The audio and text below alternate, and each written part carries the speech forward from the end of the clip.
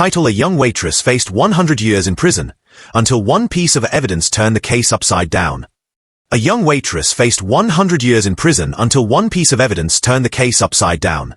Maya was the heart of the diner. Hardworking, cheerful, and loved by customers. At just 23, she had turned early morning shifts and late-night scrubbing into an art of dedication. So much so that the head office had quietly decided to promote her to assistant manager.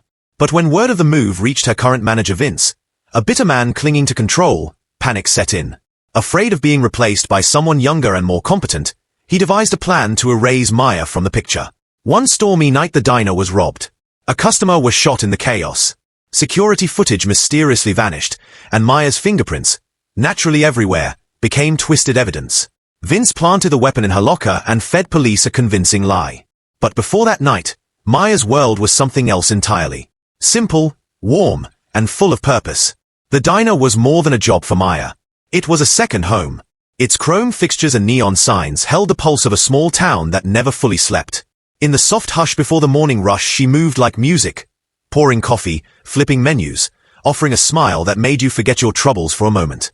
She remembered your name, your favorite pie, and even the day your dog passed away. To the lonely, she was comfort. To the regulars, she was family.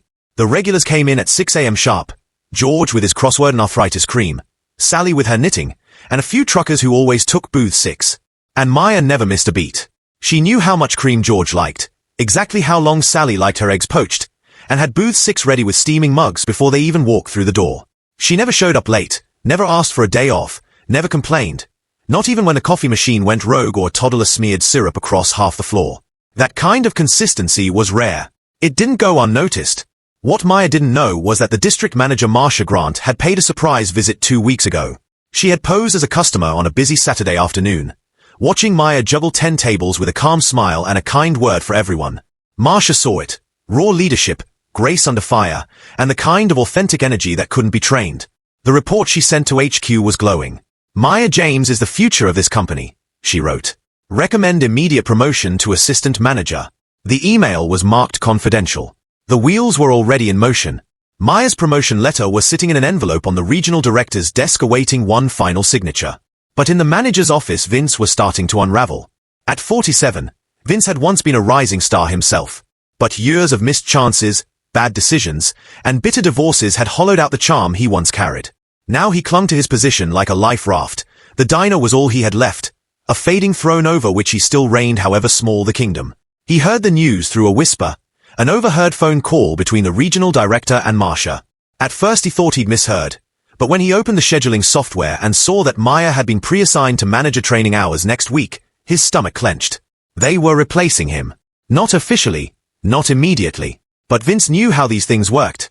Bring in someone younger, train them under the guise of a promotion, and slowly push out the old guard. He could already picture it. The staff cheering Maya, the customers clapping, and his name slowly removed from the schedule. His pride couldn't bear it.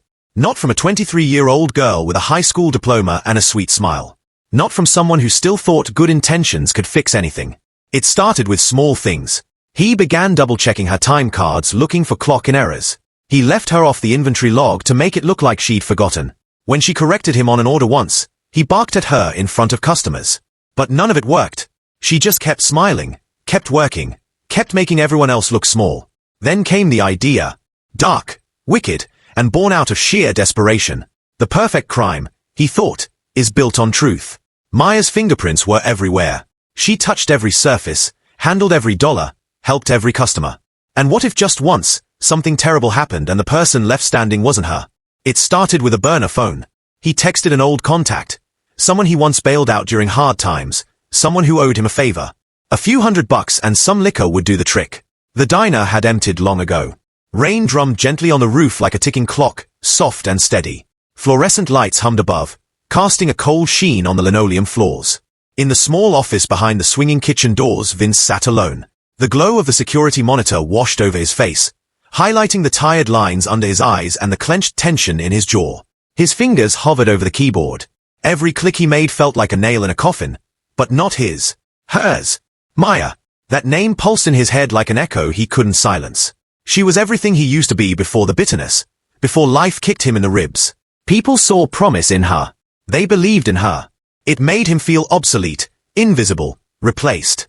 And HQ's decision to promote her quietly, efficiently, without his consent was the final insult. They had written him off. He told himself this wasn't about revenge. It was about survival. If Maya rose, he would fall. Simple math. So he started calculating. Now the footage was on screen. Each square showed a different angle of the diner, the register, the kitchen, the door, the staff hallway. His fingers moved with methodical calm as he pulled up clips from the last month.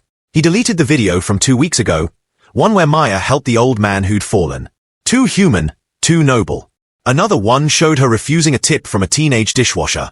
Too selfless, too perfect. He was scrubbing away her goodness 1 pixel at a time.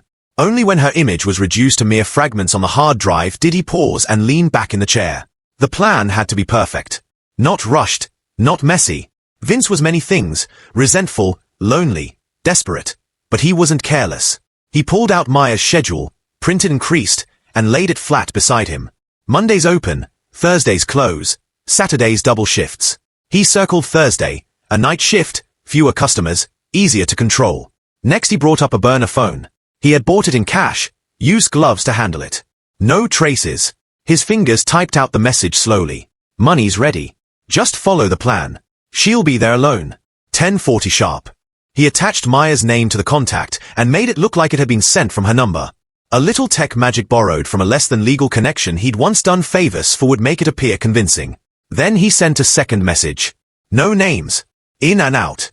Make it look real. The recipient, a man named Rocco June, ex-con.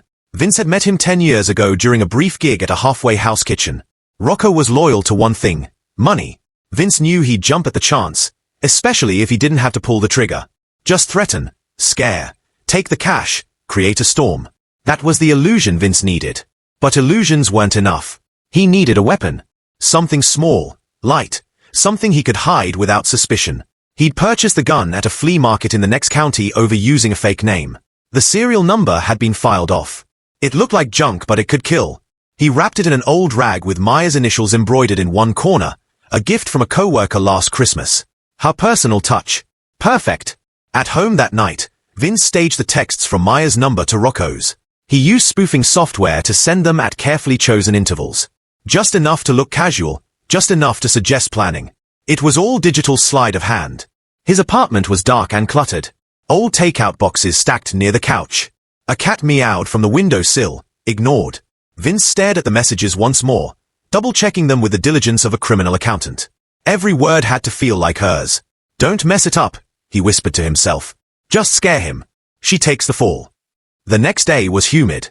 The sky bruised with thunderclouds. The air inside the diner buzzed with fluorescent hum and soft 50s jazz playing from the speakers. Maya walked in early as always, hairpin back, apron tied tight, smile ready. She greeted Vince with her usual kindness, genuine, warm. She asked if he wanted coffee. He declined, offering a nod that barely concealed his tension. Time ticked forward. 10:30 p.m. Only 2 customers remained.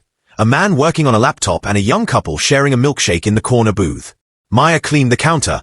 Vince restocked in the back, checking the time every minute. Then at exactly 10:40 p.m., the door flew open. A man in a black hoodie and ski mask stormed in waving a pistol. His voice boomed. Everyone down. Cash now. Screams erupted. The laptop guy dove under the booth. The couple huddled. Maya froze. Don't speak. Don't give them anything else to twist. The prosecutor turned back to the jury with a slow, deliberate nod. Even Maya's manager, her own mentor, had seen the signs. And when you consider everything, the gun, the texts, the footage, it becomes clear. Maya Morgan wasn't a bystander. She was the architect. The room felt colder after he sat down. Carla, Maya's overworked public defender, stood next. Her steps were slow, her expression neutral, too neutral. We acknowledge the tragedy of what happened that night, Carla began. But this case is about facts, not feelings. And the facts, she hesitated. That hesitation echoed louder than Vince's entire testimony. Maya stared at her in disbelief. Carla continued, weaker this time. There are inconsistencies. No footage from the diner itself. A gun in a locker many employees had access to. Messages that could have been planted. She tried, but the room wasn't listening. Not really. The jury's eyes were glassy, tired, hardened. They had already made up their minds. Maya turned to look at her mother in the front row. She sat alone, hands clasped in her lap, tears silently rolling down her cheeks. She had aged 10 years in 3 weeks. Maya wanted to rush to her, to hug her, to beg her not to believe any of this. But she was stuck behind the wooden wall of defense. Alone, in plain sight.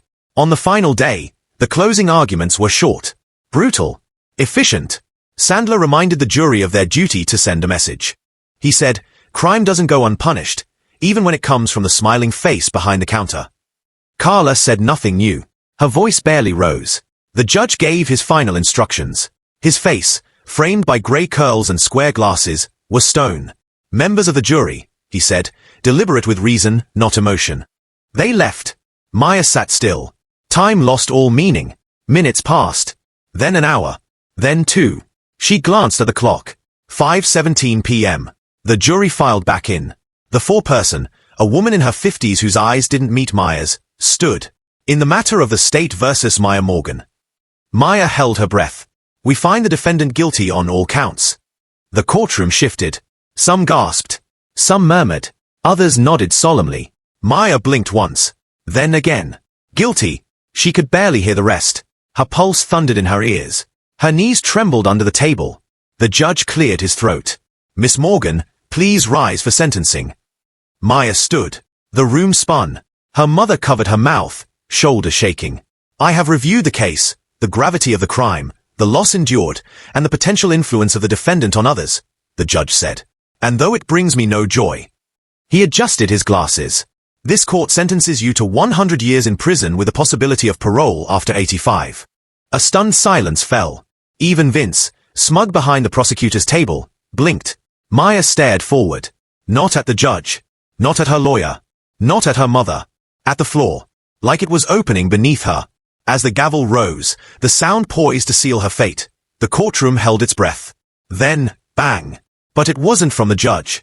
The double doors at the rear of the courtroom burst open with a crash that echoed like a gunshot across the marble floor. Heads turned. Gasps rippled. Uniformed officers stiffened. In the doorway stood a figure, small, breathless, wide-eyed. A young woman, barely older than Maya. Her name was Emily Torres, a first-year legal intern at a struggling law firm across town. She clutched a tablet to her chest like it was sacred. "I have evidence," she shouted, voice trembling but defiant. "You have to stop this, please." The judge froze, gavel inches from impact. His brow furrowed. "Who are you?" he demanded, voice sharp with authority and irritation. "Emily Torres. Intern for Mason and Yearl. Maya Morgan's mother contacted us. She begged someone, anyone, to look into her daughter's case." Emily's voice cracked. I didn't stop." The courtroom buzzed with whispers. Prosecutor Sandler turned crimson. Vince straightened, sensing a storm. Emily stepped forward, knees shaking. "This is from the cloud," she said, lifting the tablet. "The diner security system backs up footage every 72 hours, even if it's deleted locally." Carla, Maya's tired defender, stood, suddenly alert. "Your Honor, may we approach?" The judge nodded. The clerk beckoned Emily forward. She handed over the tablet, hands trembling. The bailiff took it carefully and carried it to the bench. Within seconds, the screen lit up. The footage played on the courtroom's main screen. A time-stamped video from the diner's back hallway. Vince entered the storage area just minutes after the robbery. He looked around, then slipped a hand into his coat, pulled out a black handgun wrapped in cloth. He opened Maya's locker, placed the weapon inside, closed the door, then turned. In the reflection of a polished microwave door nearby, his face appeared, caught in profile. Unmistakably his. Gasps rose. A collective intake of breath. Then silence. More footage played. Vince rehearsing his discovery of the weapon. Guiding officers to the locker. A glance to check the camera light was off.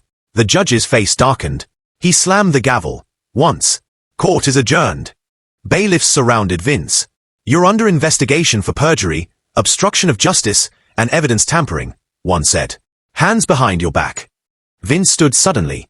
"Wait, I didn't. This is manipulated. It's out of context." He tried to move toward the door, but 2 court marshals blocked him. He turned, another pair waited. He whirled, sweating, eyes wild.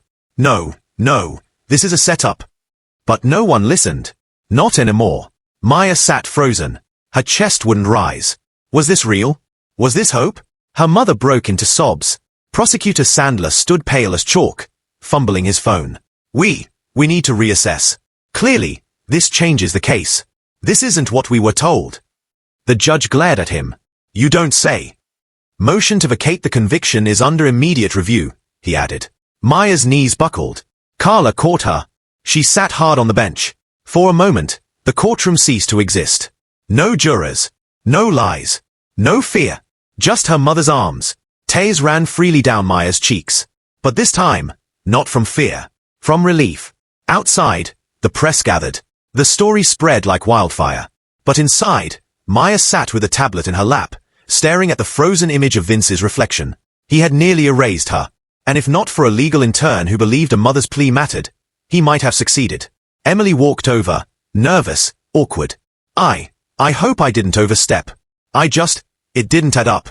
Something felt off in the case files. So I dug deeper. Maya stood. She hugged her. A long, quiet, grateful hug. No one else listened, she whispered. Emily smiled through tears. Sometimes that's how it starts. In the corner of the courtroom, Vince's voice could still be heard, shouting, furious, as he was led away. But no one listened to him anymore. He was the one in chains now. And Maya Morgan, she was finally free. Free to breathe. To dream. To live. Her nightmare hadn't ended with the gavel strike. It ended with the slam of those courtroom doors, and the courage of a stranger. And this time, when she looked out into the world, it didn't seem so cold. It seemed full of light again.